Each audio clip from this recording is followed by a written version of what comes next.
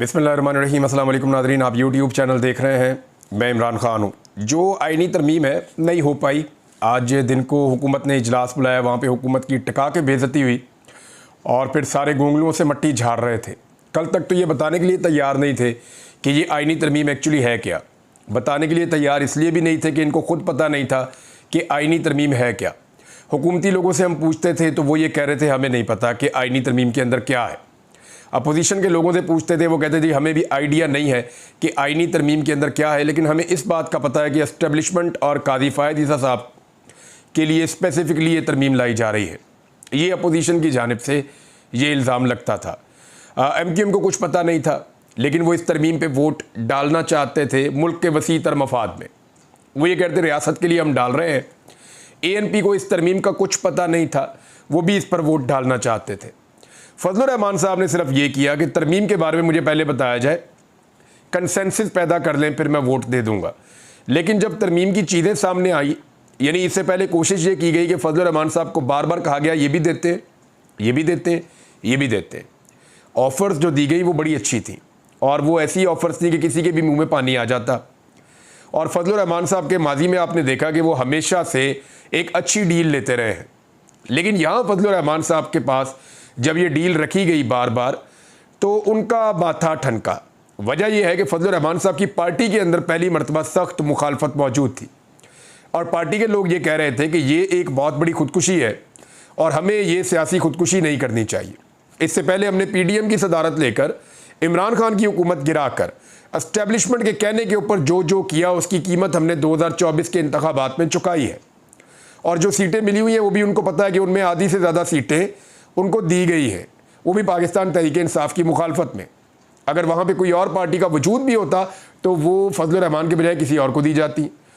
दूसरा, फजलुर रहमान साहब को एक और बात का गुस्सा भी था कि मियाँ नवाज शरीफ साहब ने ये शर्त रखी थी मुबैना तौर पर, और फजलुर रहमान साहब इस बात को जानते भी हैं कि मुझे अपनी अगली हुकूमत में फजलुर रहमान का सहारा नहीं चाहिए।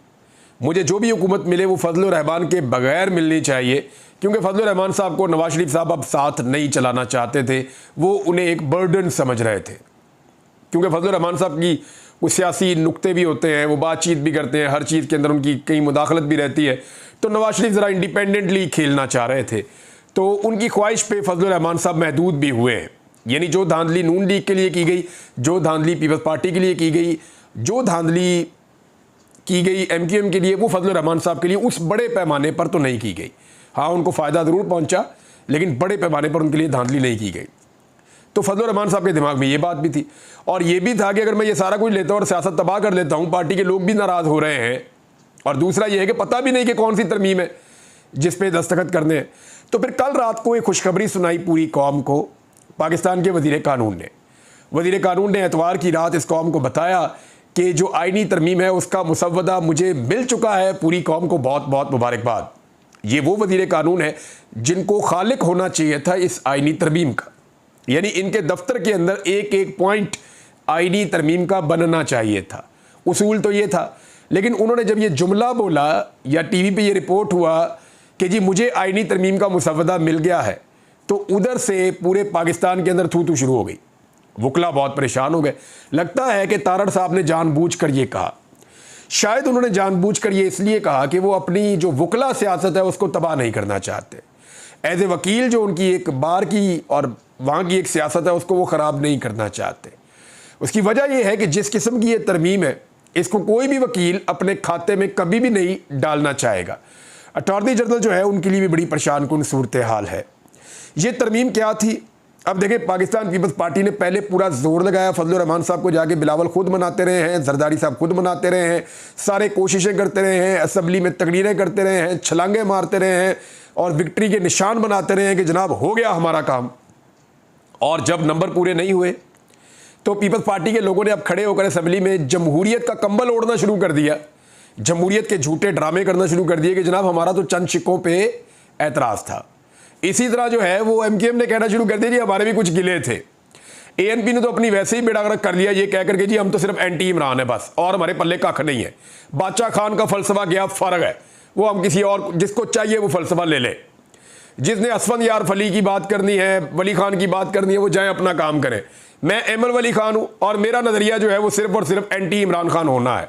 तो यहां तक पहुंचा बादशाह खान की पार्टी और उनकी फैमिली। ये बड़ा अफसोसनाक है, इससे मुझे वाकई में तकलीफ हुई है। अब आप इस बात पे आ जाएं कि आईनी तरमीम एक्चुअली थी क्या, जिसकी वजह से पूरे पाकिस्तान में लोग भड़क गए हैं। वकला ने, और जो चोटी के वकला हैं, उनके दस्तखत के साथ मुहिम चल चुकी है। सैकड़ों बड़े वकील इसके अंदर शामिल हो चुके हैं। पूरे पाकिस्तान से इसके खिलाफ आवाज़ें उठा रही हैं। जो वजीर कानून है उन्होंने ये दावा किया असेंबली के फ्लोर पर खड़े होकर, ऐसा लगता था कि ग्लूकोज लगाना पड़ेगा इन सारों को। जो हुकूमत के लोग आज जिस तरह खड़े हुए थे या जिस तरह बैठे हुए थे या जो उनकी बॉडी लैंग्वेज थी या जैसे वो बातें कर रहे थे, इससे तो लगता था उन सबको ग्लूकोज चढ़ाना पड़ेगा, जो उनकी हालत थी। और फैसल वाडा जिस गुस्से में निकले हैं ऐवान में से, और बाहर निकलते हुए गाड़ी में बैठते हुए उन्होंने जो हुकूमत को बातें सुनाई हैं उनके नकम्मेपन पे, उनकी नाअहलियों पे, उनकी नालायकियों पे, तो वो एक्चुअली फैसल वाडा साहब एस्टेब्लिशमेंट की ज़ुबान बोलते हैं और वहीं से उसी पार्टी से वो जीत कर जो है वो सेनेटर मुंतखब हुए। तो इसका मतलब ये है कि सारी उम्मीदों पर पानी फेर दिया इस हुकूमत की नालायकी ने। हुकूमत फजलुर रहमान साहब को मनाने में मुकम्मल तौर पे नाकाम रही है। अगर इस सारी आईनी तरमीम को आप समझना चाहते हैं तो देखें, वजीर कानून ने तो कहा कोई बार कौंसिल इसकी मुखालफत करेगी नहीं, मैं चैलेंज करता हूँ। फौरी तौर पर बलूचिस्तान बार कौंसिल की पहली प्रेस रिलीज आ गई और ये मेरे पास मौजूद है। अगर आप इस पहली प्रेस रिलीज को देखें तो आपको आइडिया हो जाता है कि किस नौइयत की ये तरमीम होने जा रही थी।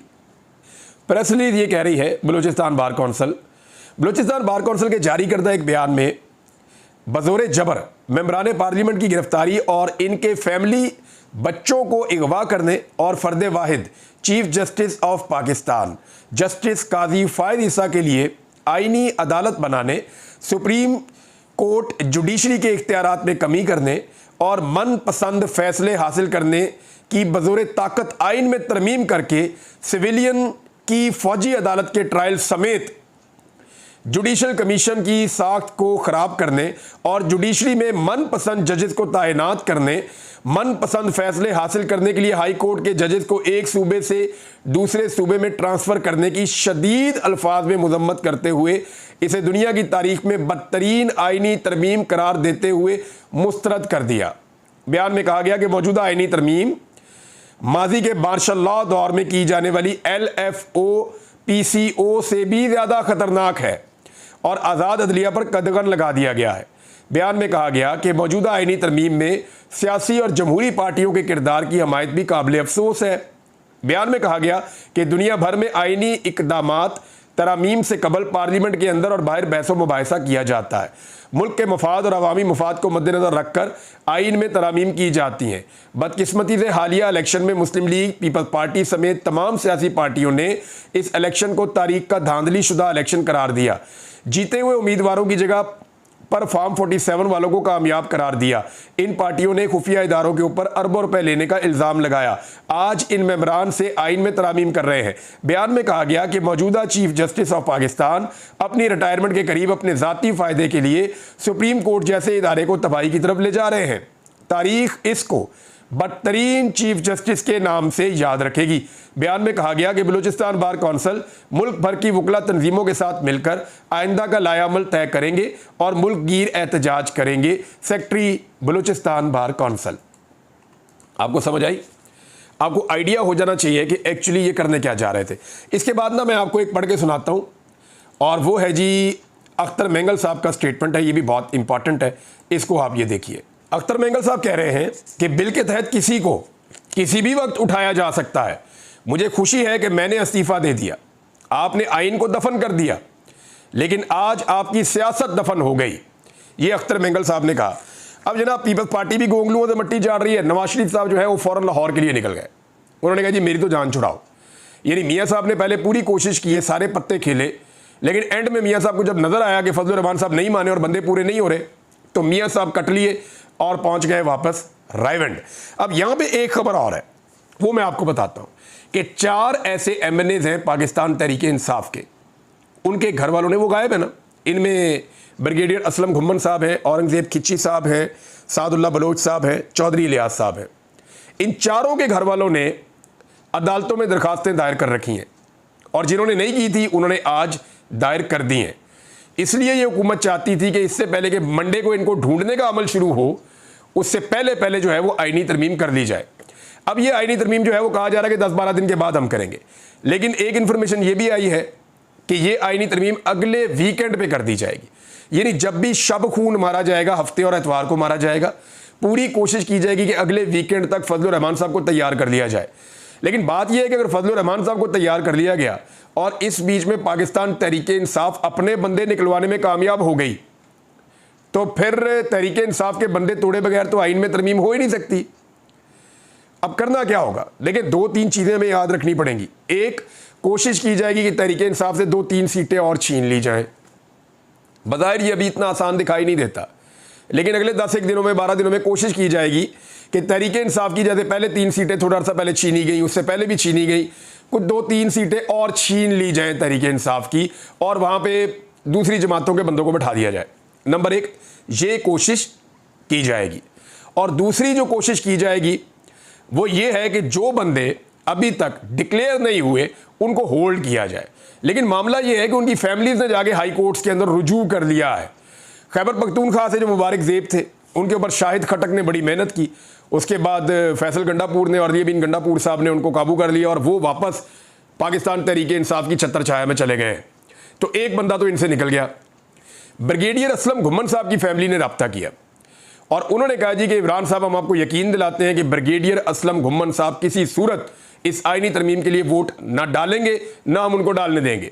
और उन्होंने इस्लामाबाद हाई कोर्ट के अंदर जाकर रुजू भी कर लिया है कि ब्रिगेडियर असलम घुम्मन साहब को पार्लियामेंट लॉजेस के बाहर से कहीं गायब कर दिया गया है, तो उनको तलाश किया जाए। इसके अलावा रियाज फतेहाना साहब की फैमिली ने भी रब्ता किया और उनका यह दावा है कि ना वो पाकिस्तान आने वाले हैं, वो बाहर गए हुए हैं, और ना ही वो किसी वोट में हिस्सा लेंगे। तो फतेहाना साहब भी बाहर निकल गए। अब मामला यह है कि एक उस्मान साहब गायब है और उनकी फैमिली को कहा जा रहा है कि जी आप भी केस करें, और हो सकता है कि आज में या कल में उनकी फैमिली भी केस कर दे, जो उस्मान चौधरी साहब है साहिवाल वाले। तो बहरहाल बाकी सब ने केस कर दिए और खिच्ची साहब की फैमिली ने भी कर दिया, और वो ये कहते हैं जी हम खिच्ची साहब को रोकेंगे, अगर वो मजबूर होकर वोट डालने आए भी तो हम उनको रोकने की पूरी कोशिश करेंगे। ये उनकी फैमिली और उनके इलाके के वोटर्स कह रहे हैं। तो लोगों का जो है वो गुस्सा बहुत ज़्यादा, और वकला बहुत गुस्से में, चोटी के वकील स्टेटमेंट देना शुरू हो गए हैं और मैदान में आ गए कि सवाल ही पैदा नहीं होता कि हम इस किस्म की तरमीम होने दें।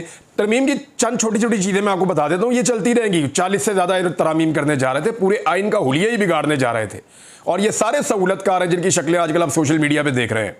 इन्होंने अपना मुंह काला भी किया और वो काम भी नहीं हुआ, और वो काम अब आइंदा होना मुश्किल भी इसलिए होगा कि पाकिस्तान तहरीक इंसाफ ने एक बड़ी तगड़ी पटिशन तैयार की है। मैंने आपको जो गुज़िश्ता रात वीलॉग किया था और जो मैंने उसके बाद आज सुबह किया था, आपने सुना था, तो मैंने उसमें आपको ये बताया था कि अदालत का एक रास्ता है जिसको इख्तियार कर सकती है फंडामेंटल राइट्स को लेकर, ह्यूमन राइट्स को लेकर पाकिस्तान तहरीक इंसाफ, और वो रास्ता वो इख्तियार करने जा रहे हैं। उनके पास बहुत बड़ी ग्राउंड्स हैं और उस पर जो है पाकिस्तान तहरीक इंसाफ के सेक्रेटरी जनरल जो सलमान अकरम राजा साहब हैं वो उस पर काम कर रहे हैं। अब तरमीम क्या थी जी? एक तो ये है कि आइन का आर्टिकल 63A, उसमें तरमीम ये की जा रही है कि एक पार्टी का बंदा जो है ना वो अपनी पार्टी की मर्जी के खिलाफ कहीं और वोट डालेगा तो वोट काउंट हो जाएगा, फिर उसकी सीट चली जाएगी। यानी गलत काम करने की सजा मिलेगी कि अगर गलत काम किया तो सीट चली गई, सजा मिलेगी, लेकिन वो गलत काम जो है वो जायज़ हो जाएगा। यानी एक बंदे ने चोरी की, चोरी करने के बाद को जेल में डाल दिया, लेकिन चोरी का माल उसी का हो गया। यानी ये इस तरह की एक तरमीम है। यानी पहले ये होता था कि जो वोट डालता था अपनी पार्टी की मर्जी के खिलाफ, वो बंदे की सीट भी जाती थी, वोट भी काउंट नहीं होता था। लेकिन अब वो ये कहते हैं वोट काउंट हो जाएगा, सीट चली जाएगी, तो पैसा दो, जिसको मर्जी खरीदो लालच दे के। उसे कहो जी आपने 10 करोड़ में इलेक्शन लड़ा, आप 1 अरब रुपये हमसे ले लें, आप वोट हमारे हक में दे दें और जाएं अपने घर, और फिर आप दोबारा इलेक्शन लड़के आ जाइएगा। एक तो ये हो गई।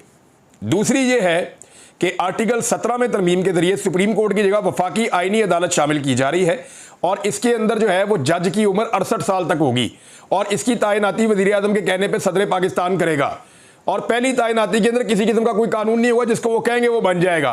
तो इसलिए कादी फ़ायद ईसा साहब के लिए आईनी अदालत बनाई जा रही है, जिसमें उनको चीफ जस्टिस बनाया जाएगा, और वो रिटायरमेंट के बाद 3 साल तक उसके सरबराह रहेंगे। इस आईनी अदालत के बाद ये इख्तियार होगा कि सुप्रीम कोर्ट का कोई भी फैसला उठा के रिव्यू में इसके पास चला जाएगा, और ये सुनेंगे और इनको कोई चैलेंज नहीं कर सकेगा, और जिस फैसले को चाहेंगे इस अदालत में जाके चैलेंज कर दिया जाएगा। हुकूमत की मौजें ही मौजें, ये काम किया जा रहा है कादी फ़ायद ईसा साहब के लिए। ये वो काम है जो वफाकी आईनी अदालत बनाने का एक कार्रवाई डाली जा रही है, और इसको कहीं चैलेंज नहीं किया जा सकेगा। आइन का आर्टिकल 175A के तहत जजों की तकरीरी के तरीक़ेकार में तरमीम लाई जाएगी, और उसमें जो है वो एक नया तरीका जो है वो सीनियर 3 जजेस में से कैसे इंतखाब किया जाएगा, वो सीनियर मोस्ट वाला मामला ख़त्म। अब जो जज होंगे वो सारे इसी चक्कर में रहेंगे हुकूमत को खुश करें। जो जज जितना ज़्यादा हुकूमत को खुश करेगा, सियासतदानों को खुश करेगा, उतने ज़्यादा उसके इम्कानात होंगे। जितनी ज़्यादा कोई जज पीआर बनाएगा, ताल्लुकात बनाएगा सियासी जमातों में, जितनी ज़्यादा पीआर होगी किसी जज के, उतने ही ज़्यादा उस जज के इम्कानात होंगे चीफ जस्टिस बनने के। यानी आप अंदाज़ा करें कि एक जज को तो ऐसा होना चाहिए कि वो उसका राब्ता ही ना हो किसी से। तो वो अब जजों को राब्ते रखने पड़ेंगे, ताल्लुकात बनाने पड़ेंगे उस कमेटी के अंदर कि 8 बंदे हैं ना, 8 को खुश रखो ताकि मैं जो हूँ वो चीफ जस्टिस ऑफ पाकिस्तान बन जाऊँ। तो जजों को तो इर्रेलेवेंट रहना चाहिए इन चीज़ों से। तो ये किया जा रहा है, जजों को सियासतदानों के ज़ेरे तसल्लुत लाया जा रहा है। हाई कोर्ट से 100 मोटो का इख्तियार वापस लिया जाएगा और हाई कोर्ट के जजों की एक हाई कोर्ट से दूसरे हाई कोर्ट में तबादले की तजवीज़ भी शामिल है। इधर से चुप के उस हाई कोर्ट में भेज दें। यानी इस्लामाबाद हाई कोर्ट के जजेस पे एतराज़ है तो यहाँ पे पंजाब से ले आएँ और या ये उठा के पंजाब में भेज दें। और फिर चीफ जस्टिस की तकर्री के अंदर भी वहाँ पे अब सियासी इन्फ्लुएंस वो पैदा किया जा रहा है। आर्टिकल 179B के इजाफे के साथ वफाकी आईनी अदालत की जगह खाली सीट पर सदर मुजव्वदा तरीक़ाकार को अपनाते हुए किसी रिटायर्ड जज को आर्जी जज के तौर पर तैनात कर सकते हैं जब चाहें, और वो तब तक अपनी जिम्मेदारियों को अंजाम देंगे जब तक सदर साहब उनको ख़त्म ना कर दें। यानी सदर की मर्जी के जज भी आना शुरू हो जाएंगे, जिसको मर्जी वो लगाते जाएं। आर्टिकल 215 में तरमीम कर रहे हैं जी। उसके ज़रिए जो चीफ इलेक्शन कमिश्नर है या उनका जो मेंबर्स हैं उनके, वो रिटायर भी हो जाएंगे तो अपना काम करते रहेंगे, कोई फ़र्क नहीं पड़ता जब तक कि नया नहीं लगा लेते।